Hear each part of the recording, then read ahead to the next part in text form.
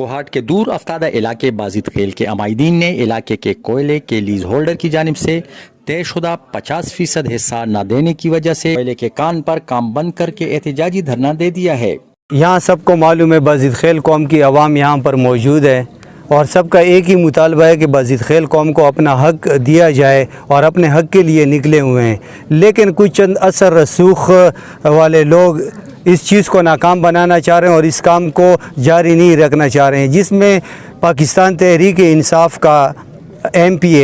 فضل الہی سر فہرست ہے، جو یہاں کے ہمارے بازید خیل کے معاملات میں عمل دخل کر رہا ہے اور غیر قانونی طریقے سے یہاں پر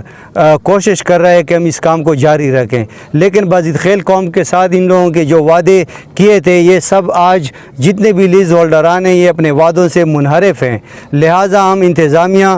اور ان لیز ہولڈران کو ایک دعوت دیتے ہیں کہ آئیں ہمارے ساتھ بیٹھ کے بات کریں، آپ لوگوں نے جو وعدے کیے ہیں آپ انہیں ہمارے ساتھ ان وعدوں کو پورا کریں۔ بازید خیل قوم کے عمائدین ضلع انتظامیہ سے بھی شکوہ کرتے ہیں کہ ان کی عدم دلچسپی کی وجہ سے تصادم کا خطرہ ہے، ان کے ساتھ تحریری ایگریمنٹ کر کے 50% حصہ مقرر کیا جائے۔